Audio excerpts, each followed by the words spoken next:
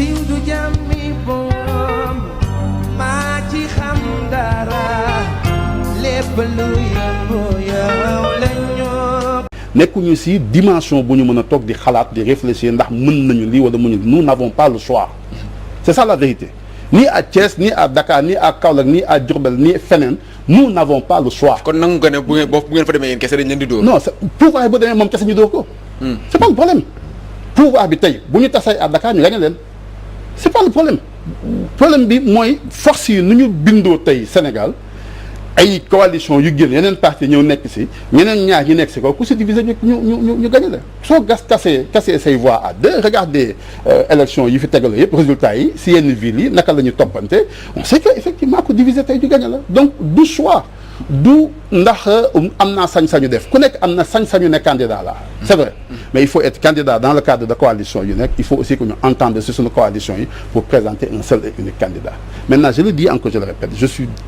je soutiens homme politique bu ne bu xëy ne moom nekk na candidat ci dara je pense que ku ne am na sañ-sañ et loolu mooy ambition politique amul kenn ku dugg ci politique te duggoo ci pour conquérir le pouvoir et pour conserver aussi le pouvoir na nekk rek par des moyens démocratiques des moyens légaux na def aussi dans le fair play nga respecter un certain nombre de valeurs tant que ñuy respecter valeurs yooyu ku ne am na droit développer say ambitions yi nga xamante ne moom moo la neex donc en fait la difficulté elle est interne si ñëpp ku ne am na difficulté boobu pas simplement pour contexte mais même pour le système électoral bu ñu am mooy obligé quelques partis politiques yi ak coalition de partis politiques yi ñu arriver justement à avoir un candidat su fekkente ne bëgg nañu justement ñu ngi wax ci système sànq sax gis nañ la ci début émission bi daanaka nga xaw cee xuus mu di découpage bi nga xam ne def nañ ko ci yenn ci ay dëkk ci réewum Sénégal mais buñ gisee daanaka Dakar rek lañ découpé yow nga ne xëy na département bu Dakar la ñuy viser pourtant pourquoi demul ci yeneen yi non dañuy tester on teste ndax na jàll fële bu jàllee ñu effectivement essayer Dakar xam nga dëkk bi lu ñu war a def et ça il faut que mu nekk xeexu journalistes yi dëkk bi il faut ñu permettre nit ñi ñuy publier résultats sondage yi c'est ça le problème les gens lu ñuy décider ils ont des sondages ñun xam nañu sondage yi am xam nañu lu ñuy def puisqu'il est interdit maintenant di jël sondage ku nekk da nga def sa sondage l'État passe son temps à faire des sondages donc xam na aujourd'hui ses forces et ses faiblesses c'est à cause des sondages moo tax ñuy jël un certain nombre de mesures c'est à cause des sondages que la ñu xamoon ne bu ñu demee Khalifa Sall aux dernières élections du ñu gagner c'est à cause des sondages qu'on a interdit à Karim Wade mu nekk élection yi nekk fële ñu miin tey cabinet yuy def méthode des sciences sociales di def calcul opinion yi xam nañu ne l'État passe son temps à faire des sondages puissance étrangère yi passe leur temps à faire des sondages au Sénégal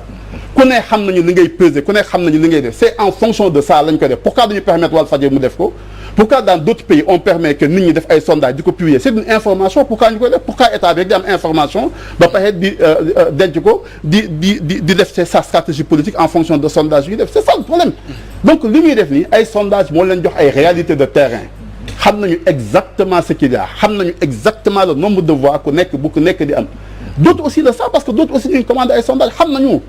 xamante nañu si suñu biir xam nañu lu xew si ci biir xam nañu lu ñuy nëbb donc véritable combat bi c'est à ce niveau là lay xew moo tax sànq ne dañuy def gerrymandering c'est-à-dire di dagg ay nit parce que xam nga ne diggante bi boo jëlee kii fii fort nga fi fii faible nga fi mais foo jëlee fii nga taf nii fii nga faible nii taf ko fi nga fort boobu waa di nga mën a gagner moo tax ñu bëgg a dagg fii yóbbu géej waaye dagg kii yóbbu la dagg kii yóbbu la c'est ça qu'on appelle le gerrymandering c'est une technique électorale américaine c'est ça qu'on appelle danger quoi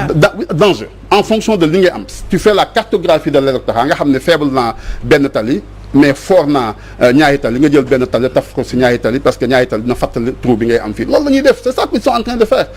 c'est tellement difficile xam nañ ne boo ko toogee di ko expliquer Sénégalais kenn du ko comprendre donc ils vont dire que de toute façon ça va passer dafay jàll et cetera mais résistance yi ngay am tey sur le terrain wane na ne lu fekkente ne dañ ko doon def pour lu gën si peuple la xam nga liy jaaduwul. ñoom dañu ne rapprochement peuple beeg administration yi. alors vous avez un pays qui fait 196 000 et quelques kilomètres carrés demal xool exemple Mali 1 million et quelques kilomètres carrés regardez exemple France regardez amul benn commune d'arrondissement bu toll ak benn commune bu am beneen déew amul fii l'administration xanaa léegi la 17 régions la ñu commencé woon am benn gouverneur muy gérer région yëpp mais c'est en fonction de ay problèmes du moment qu'on dit écoute nañu dagg fii nañu yokk kii nañu yokk li loolu la ñu war a bàyyi il faut qu'on arrête ces choses là et beneen chose mooy créer un département bu bees ça relève de la déconcentration jotewul dara ak communes yi commune décentralisation lay levé on aurait pu créer un département de Keur Massar bàyyi communes yi fa nekkoon nañu mel qu'est-ce qui change les deux techniques n'ont absolument rien à voir absolument pas donc aujourd'hui dañu lay dugal si ay terrain ay non dañuy def des saltats dañuy rapprocher l'administration de tel dañuy rapprocher lii dañuy rapprocher lii alors prenez la région de Tambacounda le gouverneur wala le gouverneur qui est dans la région de Kaolack il gère 15 fois le département de Pikine. Donc, Dakar tout territoire de Dakar yëpp c'est moins d'1% du territoire national alors c'est quoi siiw du jàmmi boom maa ci xam dara lépp lu yëngu yow la